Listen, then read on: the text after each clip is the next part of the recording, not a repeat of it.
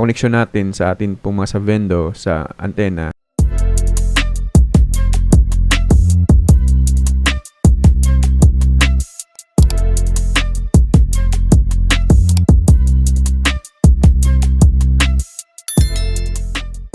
Mga kaibigan, magandang araw po sa ating lahat. Muli pong nagbabalik ang inyong lingkod.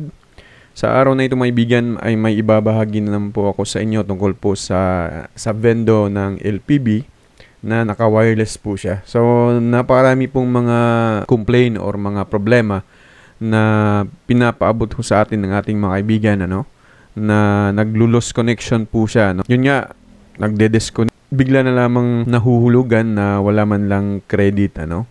So, yun yung isa na ibabahagi ko sa inyo na baka ito yung solusyon natin pong gagawin para palagi hong stable yung connection ng atin pong sa vendo dun po sa atin pong mga antena.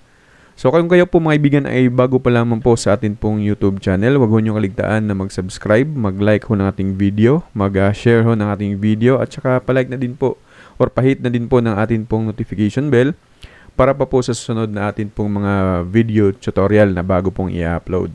So ngayon mga kaibigan, kasi pumunta ho kami sa client ho namin, may nakita akong isang setup na gamit niya ay LPB software at saka gumamit siya ng RPI4. Kasi yung technician na kasi niya is nawala na dun sa area kaya naiwan yung customer natin, hindi niya alam paano mag-set up ng ganun, So, ngayon, problema na pinuntahan natin kasi gusto niyang, may problema kasi sa vendo niya, nasira yung sa vendo pala, or yung router na gamit ng sa vendo, kaya pinuntahan natin, siguro mga nasa 2 years, 3 years, yung gamit niya, na nakasabendo siya mga kaibigan, mga 5 sub-vendo, Tapos yung main niya ay nasa 2 kilometro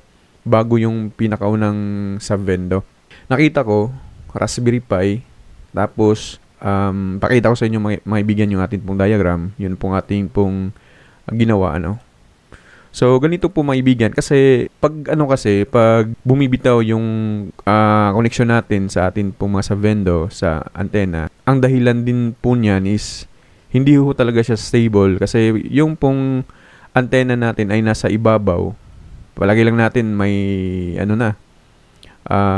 may nakaharang na tawag dito bubong o So syempre, yung kanyang yung layo ng agwat nila, may pagkakataon talaga na hihina yung connection nila. Talagang makita naman natin yan mga ibigan sa atin pong mga cellphone, di ba? Minsan yung bars ng atin pong SSID ay talagang full bars.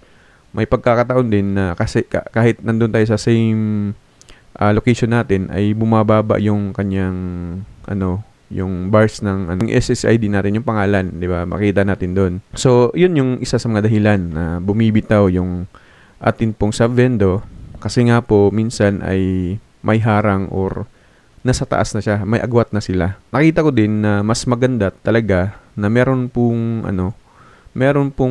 dapat na router na nakapatong or access point na nakapatong dapat sa vendo para doon siya i-combine para maiwasan natin yung pag-disconnection, Kasi nga po, nakapatong lang po yung router or access point doon po mismo sa vendo natin mga kaibigan. So, naisipan ko na yung setup niya, kasi matagal na po kanyang ginagamit noon di ba? Baka yun yung magandang solusyon sa mga problema ng mga nag-sa-vendo ng wireless, naka-wireless, So, yung setup nito mga kaibigan, sana kung kayo po ay nakagamit na po ng ganitong setup, kung pwede ba ang ganitong setup, ay mag-comment lamang ho kayo sa atin pong comment section kung gagana po ba ang ganitong setup. Kasi hindi din ako sigurado sa setup niya. Pero parang parang ganito yung setup niya, From main natin, piso Wi-Fi, syempre gagamit tayo ng switch. Diyan po yan lahat, magiging bridge yung switch hub. Tapos mas maganda siguro kung gamitin natin is router na naka VLAN. Kasi yung, alam naman natin, yung LPB naka 13, VLAN ID niya 13, or pwede ba naman natin palitan yan. Default niya is 13, I mean. Dito banda may bigyan sa piso Wi-Fi main vendor natin ay wala pong problema sa access point kasi nga po naka-LAN ho ito, di ba, yung main natin. Ang problema lang dun sa vendor. So sa ganitong setup, pwede naman natin gamitin dito may bigyan yun pong ibang kahit hindi po naka-router dito, pwede siya. So pagpunta natin sa vendor, palagay natin na sa 1 kilometer yung unang sa vendor natin. So galing sa switch kasi naka-VLAN yan, papunta dapat dun sa router. Kasi itong router, mas maganda kasi itong gamitin. Halimbawa yung 5B5 modem, ito 5B5 to, ipapatong natin siya dito sa vendor, sa box. Para pag combine natin ay napakalapit lamang po, di ba? Sigurado tayo na iwas ho tayo sa disconnection. So yun po mga kaibigan, kasi napakalapit lamang po ng modem ko dun sa atin pong router sa vendor 1. So itong router natin, pwede naman nating mag-add ng diyan ng access point. Kahit po ang pangalan nito ay Juan Piso Wi-Fi ito, pwede po yan. So hindi naman sila magka-conflict kasi nga po malayo po sa ating pong main.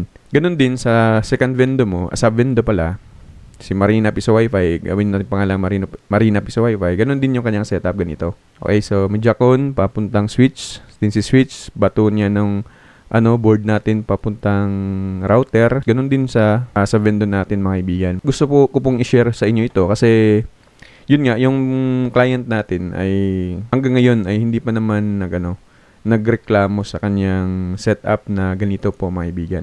Pero kung kayo po ay nakaranas na po or naka-testing na po ng ganitong setup mga kaibigan, sana po ay mag-comment ho kayo sa comment section ho natin. Binabahagi ko lamang po sa inyo, baka ito yung magandang setup para po sa atin pong sa vendor na naka-wireless po mga kaibigan.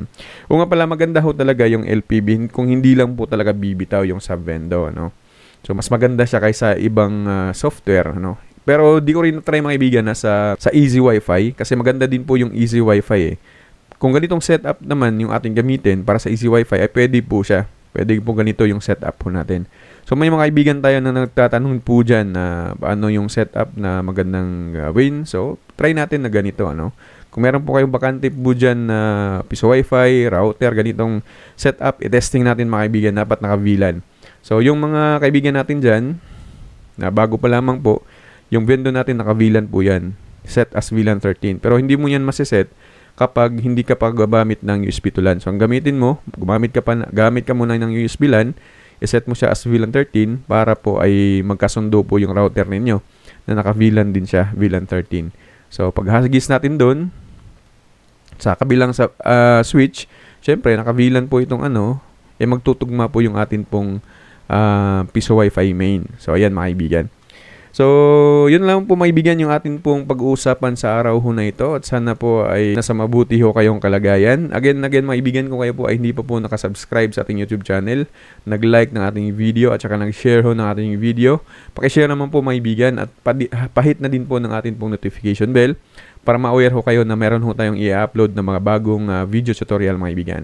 Again and again and again, magandang araw po sa ating lahat and God bless us all.